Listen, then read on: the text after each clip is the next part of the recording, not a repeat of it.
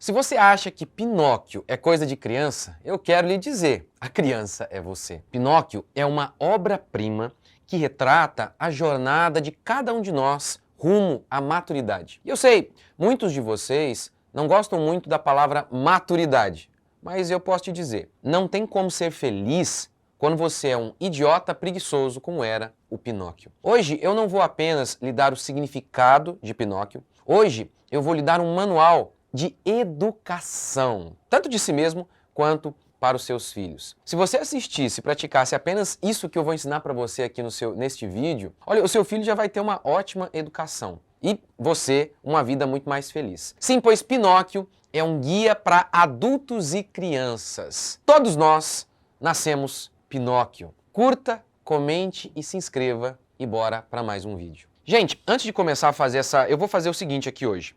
Eu vou dar uma explicação do significado da obra Pinóquio, vou dar algumas aplicações nas nossas vidas, como que a gente pode usar isso e como que a gente pode ler também Pinóquio com os nossos filhos e fazer vários tipos de leitura. Mas antes de começar, eu preciso dizer a importância do imaginário para nós e para os nossos filhos. A maior parte da Bíblia, ela é de histórias. E histórias fabulosas, fantásticas.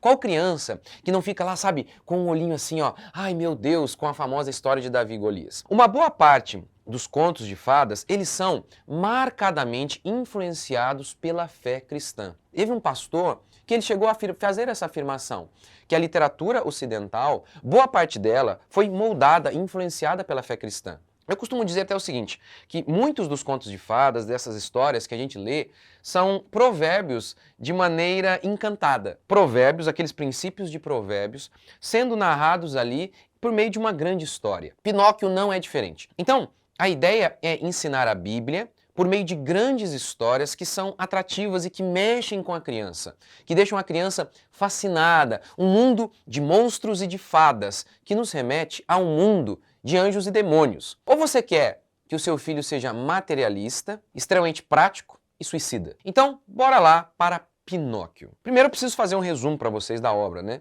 E eu vou ver se a gente consegue deixar aqui em texto isso que a gente tem falado aqui, pelo menos um esbocinho para vocês, vamos ver se cabe aqui na descrição, tá bom? Então, vou fazer um resumo aqui, depois passar para vocês as lições, o significado que nós podemos usar com os nossos filhos e, por fim, dar algumas dicas de como ler com os nossos filhos. Ler esta obra e tantas outras. O que a gente tem aqui na jornada do boneco de madeira para se transformar num menino. E assim, isso aqui, essa jornada do boneco de madeira para se transformar num menino, é o caminho da virtude, é a estrada do desenvolvimento como pessoa, é a educação, porque educação é isso. Ou, para usar um termo mais teológico ainda, é o que a Bíblia chama de santificação, o processo em que a gente vai se transformando em mais santo, mais parecido com Cristo a cada dia. É o que Paulo falou de sermos transformados de glória em glória, a imagem e semelhança de nosso Senhor. De pecadores, a imagem de Adão, a santos, a imagem de Cristo. De boneco, nos tornamos gente. Isso é o oposto do que nós vemos na escola hoje, que é uma jornada para arranjar um emprego, não para o desenvolvimento como pessoa. Pelo contrário, a escola, como ela é hoje, ela existe justamente para aniquilar o indivíduo. Ainda que você perca a alma no meio do caminho, o que importa é a jornada para arranjar um emprego, passar num concurso público, alguma coisa nesse sentido. E quem sabe, ganhando 10 mil reais, meter uma bala na cabeça, porque como não se desenvolveu como pessoa, esse indivíduo se continuará sendo um boneco de madeira e a vida será infernal. Sabe, e é exatamente isso que a gente vê nessas escolas, que são fábricas de moer cérebros e perverter corações. E o que eu quero mostrar para vocês aqui hoje é que Pinóquio, ele traz inúmeras doutrinas bíblicas. E por que isso é fundamental? Porque o temor do Senhor é o princípio da sabedoria. Ou seja, não tem como falar em conhecimento sem falar da Bíblia. A Bíblia é a verdade, a educação é a busca da verdade. Então a gente vai apenas usar Pinóquio como uma figura, como parábolas, como uma alegoria, para falar da nossa própria existência e à luz da Escritura. O que a gente tem aqui é o seguinte, e aí a gente vai deixar aqui no final o livro que eu vou indicar para vocês, né? O livro que está na minha livraria, num preço hiper promocional para vocês. E, gente, mas é muito bonito, tá muito bem feita essa obra que a gente vai deixar aqui para vocês, tá bom? Então vamos lá. Gepeto, ele é um carpinteiro e ele quer fabricar um boneco. Mas um boneco que é diferente de todos. Este boneco deveria dançar, pular, correr, Gepeto encontra um pedaço de pau que havia sido rejeitado por outro carpinteiro e começa a sua obra, a sua empreitada de fazer um menino. Mas antes mesmo de nascer, Pinóquio já está desobedecendo seu pai. Você nem está bem acabado e já começa a faltar com respeito a seu pai, disse Gepeto, enquanto enxugava uma lágrima. Pinóquio sai pela rua. Mal nasceu e já estava fazendo estripulias por aí. Pinóquio sai pela rua fazendo um monte de bagunça, de baderna, típicas de um menino desobediente, e ele só é parado por um policial, que ao ouvir que Gepeto iria aplicar uma correção no menino, o policial prende o pai e solta o humilhante. Sim. Eu estou usando essa expressão para falar sobre o menino. Porque essas expressões fortes para descrever Pinóquio são usadas constantemente ao longo da obra. Os homens daquela época, Pinóquio foi escrito no século XIX, né? Os homens daquela época ainda não haviam sido enganados pelo demoninho da autoestima. Enfim, Pinóquio volta para casa e encontra um grilo falante que lhe diz que se Pinóquio fosse preguiçoso, abandonando os estudos e deixando de aprender um ofício, o único caminho para Pinóquio, os dois únicos caminhos para Pinóquio seriam o seguinte: hospital ou cadeia. Os meninos desobedientes nunca serão felizes neste mundo, diz o grilo falante. Depois de todo o sermão, Pinóquio joga um martelo no grilo e chega a pensar que ele esmaga o grilo contra a parede, pensando que havia matado o grilo. Sem o pai, que estava preso, Pinóquio parte atrás de comida, mas não para conquistar comida, porque ele é vagabundo. Sim, outra expressão que o livro usa. Ele pede comida e ganha um balde de água fria, volta para casa, põe os pés de madeira na grade de um braseiro e dorme. E acorda como? Sem pés, afinal ele era de madeira, não é? Mas enfim, mesmo se não fosse de madeira, enfim. Gepeto sai da cadeia e encontra o seu filho desesperado por tudo o que ele havia passado e por estar sem pés. Porque ele sofreu horrores, já como o grilo falante havia dito a ele. Então ele estava desesperado por tudo aquilo que ele tinha passado, pelo sofrimento, pela fome, perdeu os pés. E aí, Gepeto diz assim: você merece ser castigado. E o pai deixa o menino chorar a tarde toda, para somente depois consertar os pés do menino. Arrependido, Pinóquio faz promessas de estudar, de ser um bom menino, mas ele chega à conclusão de que ele precisaria de um livro, de uma cartilha para ir à escola. Mas o pai dele era muito pobre. Gepeto, então, sai na neve com seu casaco e volta com cartilha, mas sem casaco. Pinóquio vai determinado a aprender, parte determinado a aprender, parte para a escola determinado a aprender. Mas acaba seduzido por uma música vinda de um teatro de fantoche. E aí o que ele faz? Ele vende a cartilha para comprar o ingresso. Lá, no teatro de fantoche, ele quase vira madeira para cozinhar, quase vira lenha para cozinhar o carneiro do dono do teatro. Ao chorar, o dono do teatro diz que queimaria outros bonecos. Aí o Pinóquio diz: não, queimem a mim. Tocado pela bondade do menino, o dono dá 5 moedas de ouro para Pinóquio, que vai comprometido a ajudar o seu pai, Gepeto. Mas, no caminho, ele encontra 2 larápios, um gato e uma raposa, que prometem levá-lo ao país dos bobocas, pois lá havia o Campo dos Milagres, onde Pinóquio iria plantar 5 moedas e colheria milhares de outras. Iria surgir uma grande árvore dessas 5 sementes que eram as 5 moedas de ouro. Primeiro, o gato e a raposa tentam enforcar Pinóquio no trajeto. Ele é salvo por uma fada azul, que logo nota as mentiras de Pinóquio, pois seu nariz crescia a cada mentira. E ela diz, olha, mentira tem perna curta e nariz comprido. O significado é que as pessoas ficam achando, ai, que bobeirinha, que nariz que cresce. É genial, gente. Se você acha que não é genial, o problema está em você. Mentira tem perna curta, diz a fada azul, e nariz comprido. O que significa isso? A mentira não vai muito longe, tem perna curta, e nem é fácil de esconder, tem nariz comprido. Uma pessoa com nariz comprido, todo mundo nota. Essa é a ideia aqui, por isso que é genial. É simplesmente genial. Mas eu e você, fomos convencidos que isso é tudo coisinha de criança, bobeira.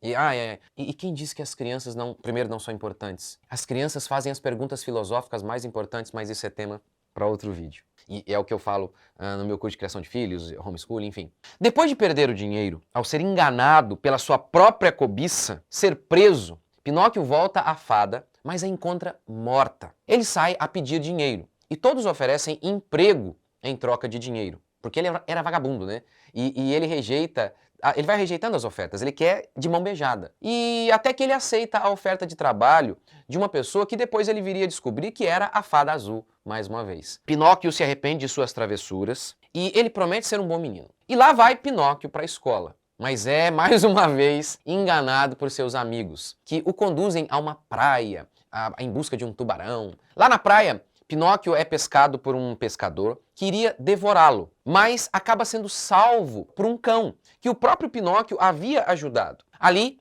Pinóquio se arrepende mais uma vez e nota que era melhor ter ido à escola. E aqui a escola é o símbolo do aprendizado, da educação, do desenvolvimento como pessoa, que não tem muito a ver com o que a gente vê hoje, né? Mas essa é a ideia aqui da escola, tá? Pinóquio volta à casa da fada azul, mais uma vez, que primeiro deixa o menino sofrer um pouquinho até perdoá-lo. Sim, você nota isso também, né? Muito presente aqui a ideia da repreensão, do castigo. E ele fica lá batendo a porta, ele passa a noite à porta da casa da fada e até desmaia de cansaço. Vai vendo como que a disciplina está sempre presente na obra. Pinóquio se torna um bom menino, e é avisado pela fada que ele será transformado em um menino de verdade. Ao sair para convidar os seus amigos para a festa do dia de sua transformação, ele encontra-se com Romeu, que era um amigo dele, que lhe fala sobre a terra dos burros, o lugar em que na terça ninguém estudava ou trabalhava, mas as semanas eram feitas de 6 terças-feiras e um domingo, ou seja, era diversão o tempo inteiro.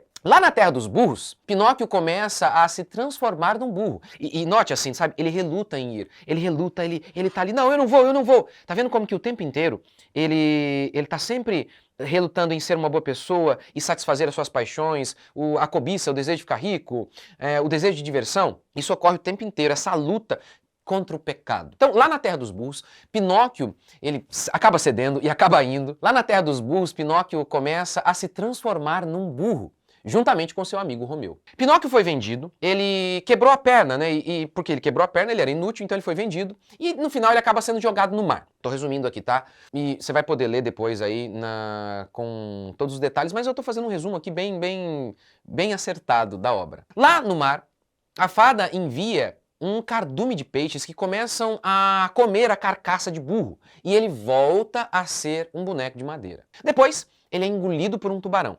Dentro do tubarão, Pinóquio se encontra com o seu pai, que estava ali havia 2 anos. Por quê? Porque ele havia partido em busca de seu filho. Pinóquio salva o seu pai, nadando com ele, colocando o pai dele nas costas, nadando com ele e chegando até uma cidade. Lá, Pinóquio trabalha como nunca para alimentar o seu pai, que estava doente, fraco. Ele trabalhou tanto, com tanto afinco, que ajuntou 40 moedas para comprar uma roupa para ele. Mas, ao descobrir que a fada, que ele tanto amava, que ele chamava de mãe, estava doente, ele entrega essas moedas para salvar a fada. Ele diz que importa, não, o importante é salvá-la. Tá vendo? Ele está se tornando extremamente generoso, né? Apesar que a gente já viu isso também ao longo da obra, tá? Essas pinceladas de generosidade e de heroísmo se misturando com pecado, com preguiça. Porque é isso que a gente é, né? A gente não é completamente mocinho e completamente vilão. Muitas vezes a gente é um pouquinho dessas duas coisas, né? Veja Davi, por exemplo. Um dia mata um gigante, no outro dia ele mata Urias, um homem inocente. Ele adultera, enfim. E assim, ao se transformar num menino diligente, generoso, ele é finalmente transformado pela fada em um menino. Essa é a história. Aqui eu dei o resumo e agora então vamos às lições. E no meu curso Homeschooling ao Alcance de Todos eu falo sobre isso, como que a gente lê livros. Uma das maneiras é assim, a gente lê com professores. Sabe esse papinho de que eu preciso ler sozinho? Isso é estupidez. Então há muitas obras que seriam impossíveis ler sozinhas. Então é fundamental isso. E é isso que você está fazendo aqui, eu estou te ajudando, estou te instruindo a ler esses livros. E lá no meu curso Homeschooling eu explico isso de maneira mais detalhada. A importância de ter um professor, seja vivo ou morto. Mas enfim. Então vamos lá. Qual o significado da obra, quais as lições? E aqui você vai ver a profundidade, como que isso aqui são... Por isso que você pode usar essa obra do Pinóquio. Não é você senta com seu filho e lê uma vez. Não. É algo que você pode usar sempre. Sempre. Porque é a Bíblia de maneira ilustrada. Então vamos lá. Qual que é a primeira grande lição aqui de Pinóquio? Que somos pecadores. No fim, o que precisamos mesmo é lidar com o nosso pecado. Diferentemente do que Rousseau, que afirmava que nós nascemos bons, mas o meio nos corrompe, Diferentemente de muitos pedagogos, psicólogos e pastores até, infelizmente, que acham mesmo que o nosso grande problema é uma questão de temperamento, o problema de Pinóquio é o pecado. E é isso que devemos focar. Porque para Rousseau, por exemplo, nós nascemos maus, nós nascemos bons, mas o meio nos corrompe. Para pedagogos e muitos pastores é tudo uma questão de temperamento. Não, Pinóquio, ele antes mesmo de nascer, o pai dele fala isso, não lembra? Olha, você ainda nem está acabado e já está me desrespeitando. Ele nem havia nascido ainda e já estava pecando. É isso que devemos focar, no pecado. Não é saber se somos sanguíneos ou coléricos, mas saber o que é pecado e o que é injustiça. Pinóquio já estava desobedecendo seu pai antes de nascer, como a Bíblia declara. Davi, lembra? Em pecado me concebeu minha mãe. Não! Com isso, Davi não estava querendo dizer que a sua mãe o concebeu em adultério, mas que ele já nasceu pecador, com uma natureza corrompida, inclinada ao pecado. É por isso que Pinóquio o tempo inteiro acaba sendo seduzido. Não é o meio, é o pecado dele. Ah, o temperamento. Não, é o pecado. É o pecado. Ora, por que ele quer ir à terra dos burros? Lembra? Porque lá se prometia isenção de responsabilidade, apenas diversão. Porque ele aceita o convite da raposa de plantar 5 moedas para, em 20 minutos apenas, colher milhares de moedas, por conta da cobiça do seu coração. Tá vendo? Tá vendo como que educar é isso? É lidar com o pecado do seu filho. Esse é o problema do seu filho. É o pecado. Não é o temperamento. Não é nem o meio. Ainda que isso influencie. É o pecado. Não é temperamento, nem mesmo o maior problema de todos é a questão cognitiva, porque hoje está todo mundo doente, né? Hoje ninguém é pecador mais, todo mundo está doente hoje. Olha, e dentre os pecados preferidos de Pinóquio está a preguiça, que é abordada constantemente. Veja uma frase dita no capítulo 12. A preguiça é um mal terrível que deve ser extirpado durante a infância. Quando o grilo falante fala sobre o dever de estudar e trabalhar, Pinóquio responde assim: comer, dormir, divertir-me e levar a vida de vagabundo. Esse é o meu objetivo de vida, disse Pinóquio respondendo ao grilo. Seu filho não quer estudar.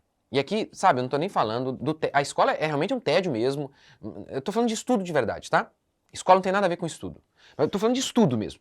Então, seu filho não quer estudar. Ainda que você seja que você encontrasse uma escola que seja adequada, que fosse realmente, que tivesse a ver com estudo, ou que você seja um bom pai que realmente eduque, seu filho naturalmente não quer estudar, porque ele nasceu preguiçoso. Você também não quer, porque você também nasceu preguiçoso. O seu filho prefere carrinhos a livros, e você prefere séries e redes sociais ao sacrifício para obter conhecimento. Muda o tipo de entretenimento, mas o problema é o mesmo. Nascemos preguiçosos. Por nós mesmos, viveríamos na terra dos burros, que pode ser também a Netflix.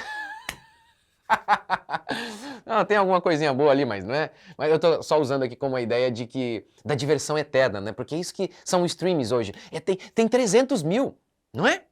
E as pessoas ficam ali o tempo inteiro. Eu falo isso para meus filhos sempre. Muita tela, vocês vão ficar burros. Então, sabe, eles queriam ir para a terra, o Pinóquio queria ir para a terra dos burros, o lugar onde era diversão o tempo inteiro, onde ele descansaria o tempo todo. O que é educação? É lidar com a preguiça do seu filho. E como lidamos? E aí aqui a gente entra no segundo ponto, na segunda lição, o segundo significado da obra Pinóquio: sofrimento e repreensões.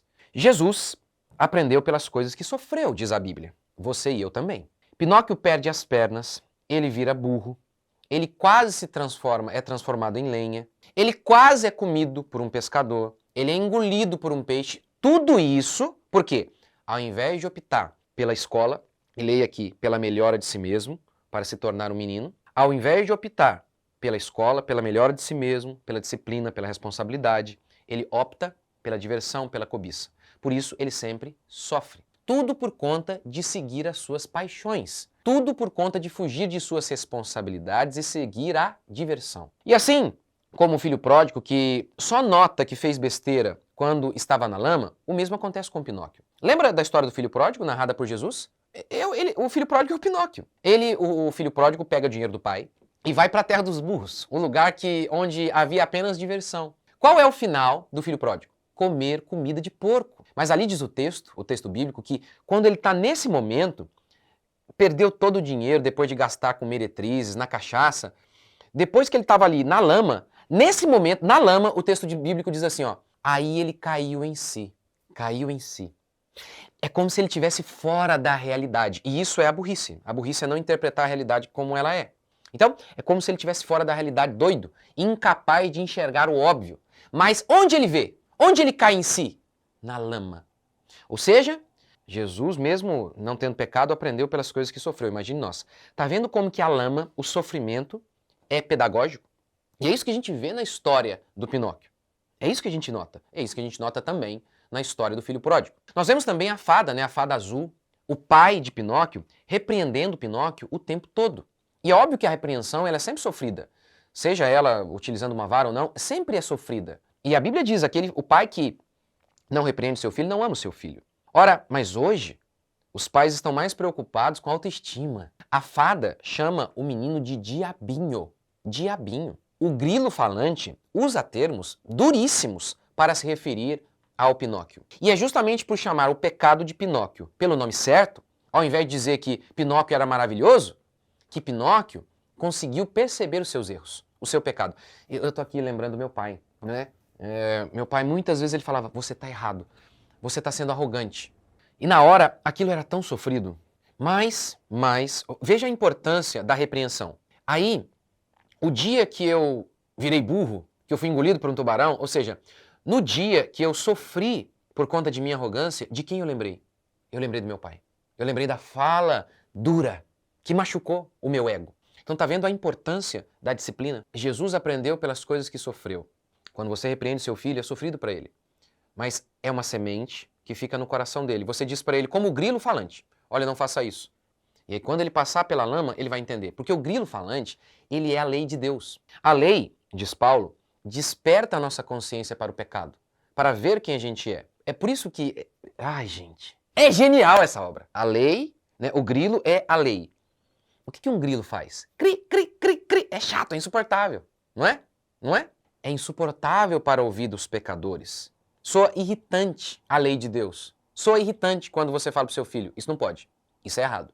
Cri, cri, cri, cri. Por isso Pinóquio jogou um martelo para esmagá-lo. É o que a gente tenta fazer. Briga contra Deus. Agora, Pinóquio, né, quando ele joga o martelo, ele está tentando matar o grilo, está tentando calar a própria consciência, porque a lei de Deus entra em nós e desperta a nossa consciência. Que o tempo inteiro fica dizendo, cri, cri, isso é errado, cri, cri, isso é errado. Mas, na pedagogia moderna, isso também não pode, não. Não pode repreender os nossos filhos e dizer o que eles são. Não, eles são lindos e maravilhosos. Tem dado certo? Os meninos frágeis, né?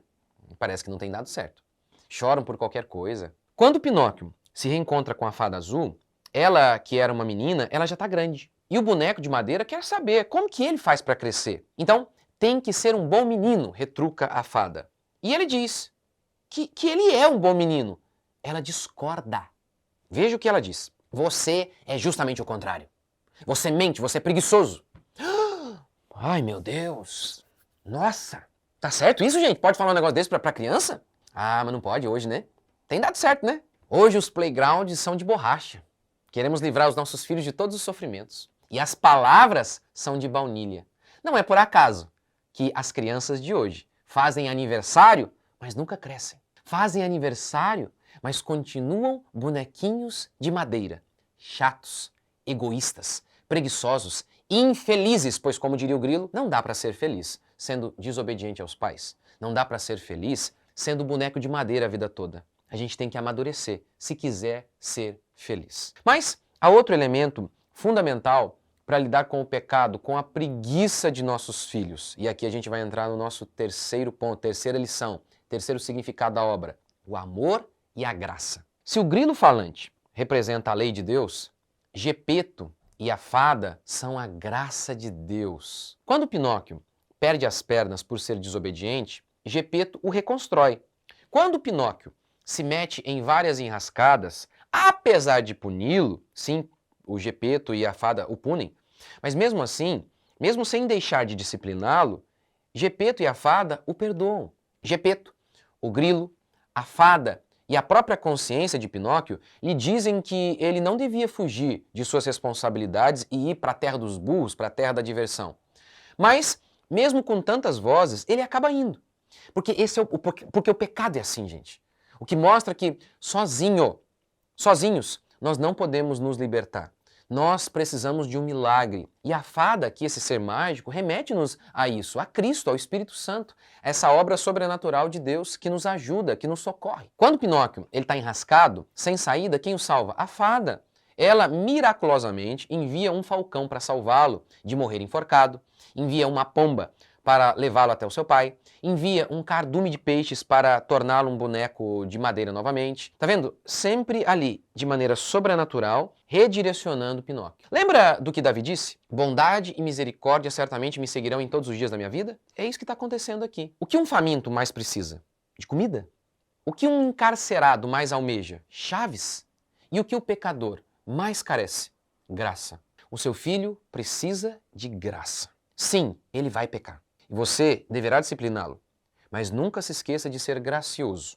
De que lares felizes não são lares perfeitos, mas lares graciosos. Que perdoam 70 vezes 7. E com crianças, pode ter certeza, você vai estourar essa matemática aí. Vai por mim, eu tenho 4 pecadorzinhos aqui na minha casa.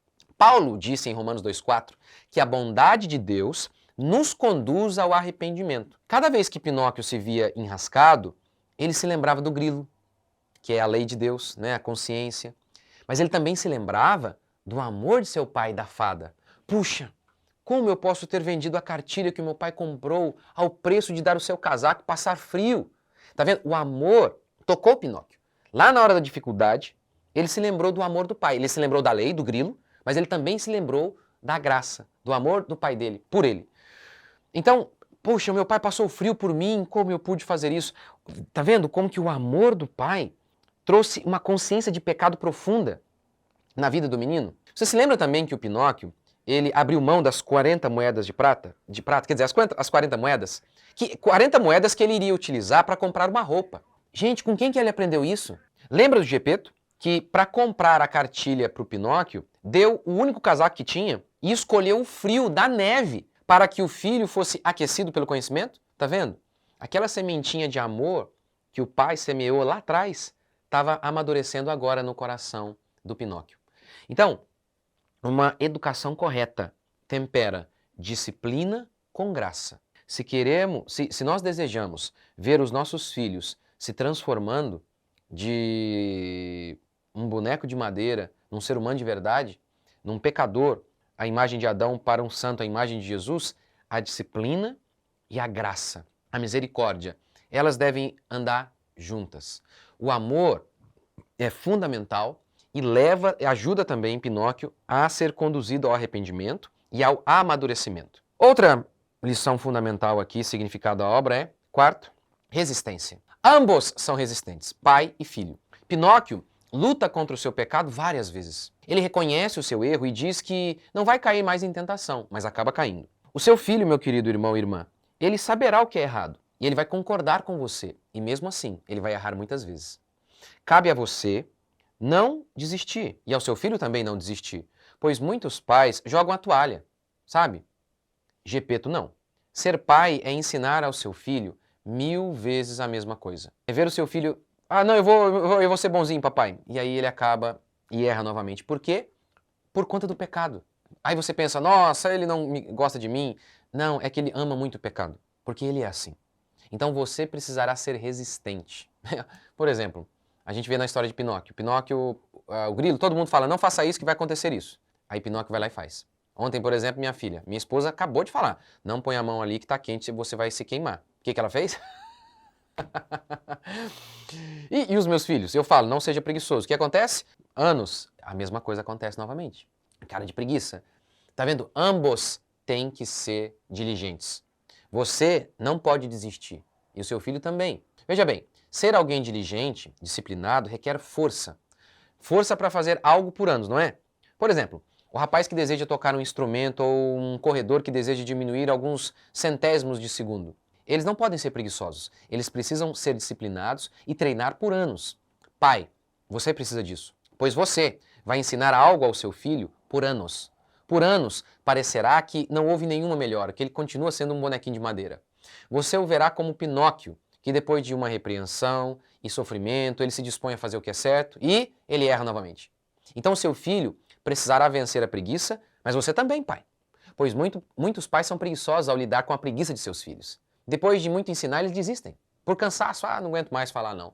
Você está sendo preguiçoso. Você está sendo Pinóquio, porque o seu filho está sendo Pinóquio. No caso de Pinóquio, ele não apenas deixou de fazer avanços, mas em um momento ele até piorou, né? Então assim, ele estagnou e ele piorou. Ele se transformou em burro. Então, o que temos aqui é a história de alguém que não desistiu. Mesmo quando ele deu 2 passos para trás, Pinóquio ergueu a cabeça e seguiu em frente. Quinta lição, quinto significado na obra. Pais também sofrem e amadurecem. Logo no nascimento, Gepeto já chora, lembra? Chora com a desobediência do seu filho. E depois, ele acaba preso. E depois, Gepeto acaba preso por conta da desobediência do Pinóquio.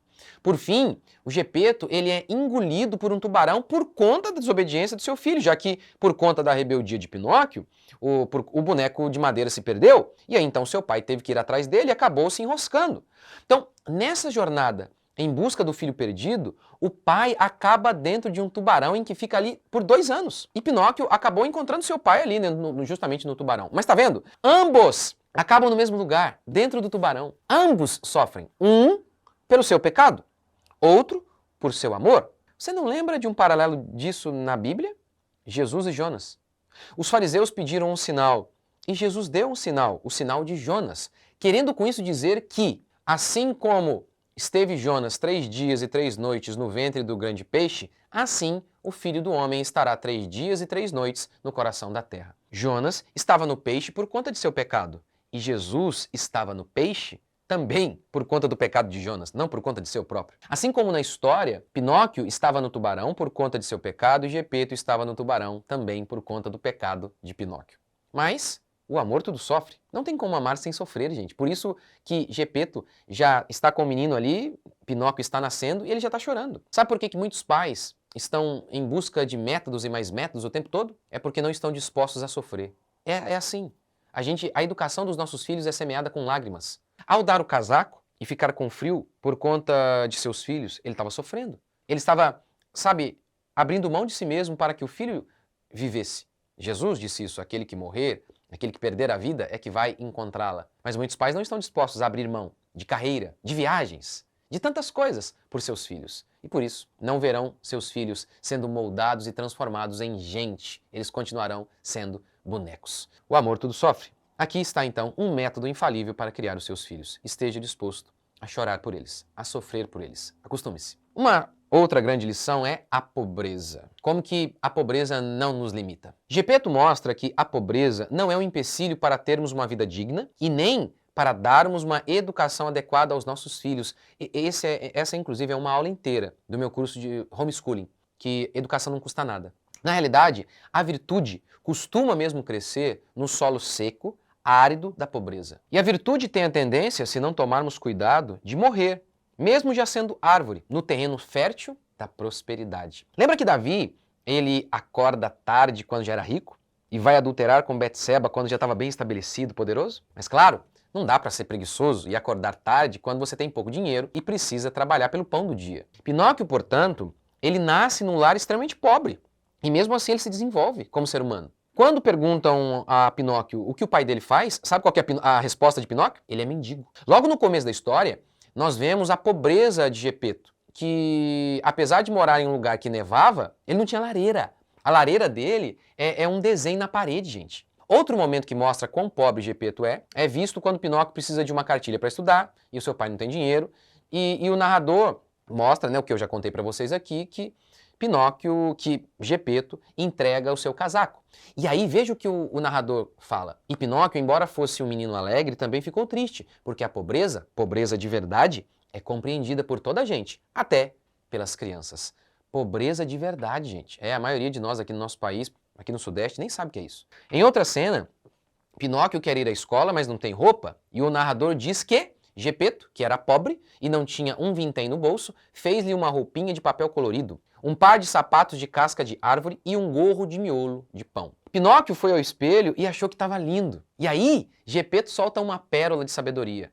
O que faz um cavalheiro não são roupas caras, mas roupas limpas. Percebe que a riqueza, ela não está nem sempre ao alcance de todos, né? Mas a virtude está? O chão de sua casa pode não ser de mármore, mas ele pode ser limpo. Seus móveis podem não ser da madeira mais cara, mas podem estar organizados, porque a organização remete à beleza. E eu já falei sobre isso aqui na minha série, né? A beleza, assista. Ser pobre não impediu Gepeto de ser criativo e diligente. Na realidade, a riqueza costuma mesmo nascer através de homens que sabem lidar com a escassez, que dão soluções nunca antes imaginadas a um problema. De um miolo de pão, Gepeto fez um gorro, de um pedaço de papel, uma roupa, e de uma casca de árvore, um sapato. Gepeto, apesar da pobreza profunda, ele ensina Pinóquio a nunca se fazer de vítima. Ele não permite que o seu filho crie dentro de si o senso de que os outros eram obrigados a ajudá-lo. Ele não ensina que é errado receber ajuda, mas ele mostra que é errado achar que os outros devem fazer isso. Gepeto ensina ao seu filho que os únicos que podem mendigar neste mundo são os velhos e os inválidos. E principalmente porque naquela época não tinha previdência, né, aposentadoria. Ou seja, só velho e inválido podia mendigar. Se você pode trabalhar, você não deve viver de favores. Claro que, sabe, às vezes a gente se encontra em uma circunstância terrível por um momento, mas uma pessoa digna, ela não vai ficar encostada. Se você pode trabalhar, a única coisa que você deve pedir é o emprego. Então, e tá vendo aqui, esse é a jornada. Essa é a jornada do menino do boneco que vira gente. É o desenvolvimento, é o amadurecimento como ser humano.